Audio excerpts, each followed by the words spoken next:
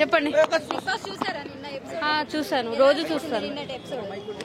బానే ఉంది, కాకపోతే కొంచెం అంటే వైల్డ్ కార్డ్ ఎంట్రీస్ వచ్చాయి కదా, తర్వాత నుంచి కొంచెం ఎక్కువ గొడవలు అన్నట్టు అనిపిస్తుంది. అంటే ఇప్పుడు సంజన అంటే కంటెంట్ గురించి అనుకున్నాం కానీ స్టార్టింగ్ నుంచి, ఇప్పుడైతే మళ్ళీ మాధురి కూడా తోడైంది కదా తనతో పాటు. సో మొత్తం కంటెంట్ గురించే అనిపిస్తుంది, కావాలని అయితే ఎవరు చేయట్లేదు.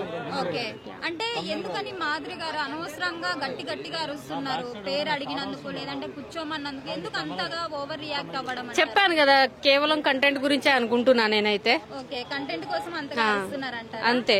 ఇప్పుడు ఫోకస్ ఒక మనిషి మీద పోవాలంటే అక్కడ గొడవ అయినా జరగాలి, లేకపోతే ఎమోషనల్ గా అయినా ఉండాలి కదా. సో వాళ్ళు అది గొడవలది ఫాలో అవుతున్నారు అనమాట.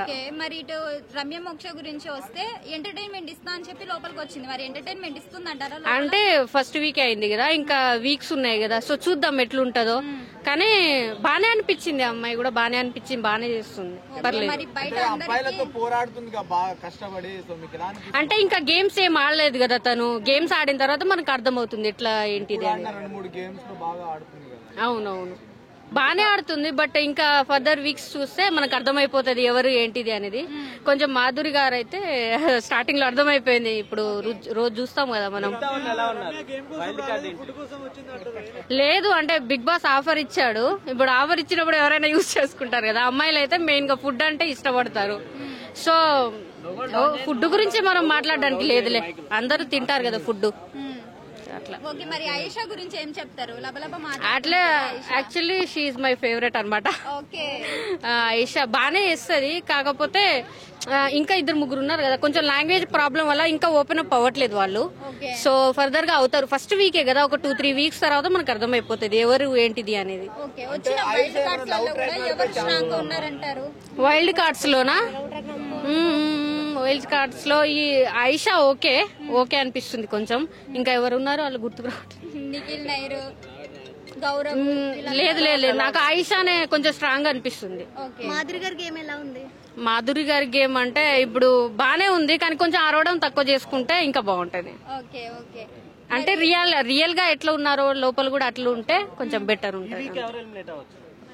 ఈ వీక్ యాక్చువల్లీ రాము రాథోడ్ గారు అంటే మా బ్రదర్ తను, సో అంటే బాటమ్ లో ఉన్నారు. నేనైతే సుమన్ అన్న ఆర్ డెమాన్ అనుకుంటున్నాను.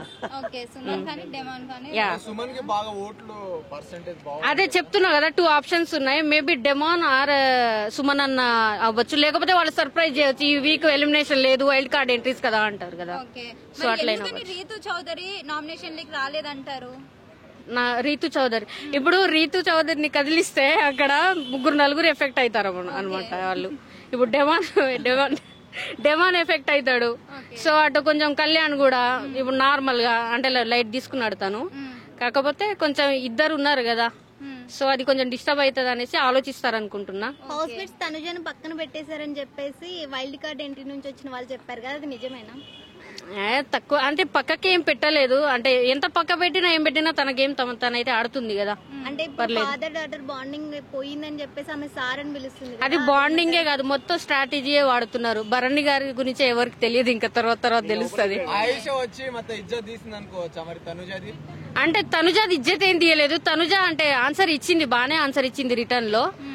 సో ఇంకో నెక్స్ట్ వీక్ అట్లా చూసిన తర్వాత మనకు అర్థమైపోతుంది ఆయిషా ఏంటిది. ఇప్పుడు డెమాండ్ తను కూడా డాన్సులు అవి ఇవి చేస్తుంది కదా, రాగానే ఇట్లా చేయొద్దు, బాండింగ్స్ పెట్టుకోవద్దు, అది ఇది అన్నది కదా. మళ్ళీ తను ఆ అబ్బాయితో డాన్స్ చేయడం అట్లా ఇట్లా చేస్తుంది కదా. సో ఈ నెక్స్ట్ వీక్ చూసిన తర్వాత నాకు సార్ చెప్తారు కదా ఏదో ఒకటి, నువ్వు అట్లా అన్నావు. మరైతే రమ్య మోక్ష అలాగే మాధురి డిస్కషన్ లో వచ్చేసి కళ్యాణ్ అమ్మాయిల పిచ్చోడు అనేసి అంటున్నారు. కళ్యాణ్ నిజంగానే అమ్మాయిల పిచ్చోడు అంటారా? లేదు, అంటే స్ట్రాంగ్ కంటెస్టెంట్స్ ని సైడ్ కి కొంచెం చెయ్యాలి అనే ఇంటెన్షన్ లో, ఇప్పుడు బయట పోర్ట్రే అవ్వాలి కదా ఎట్లయినా, ఇప్పుడు మనం ఒకళ్ళేమే విన్ అవ్వాలి అన్నట్టు ఉంటది కదా. సో దాని గురించి. సరే, థ్యాంక్ యూ.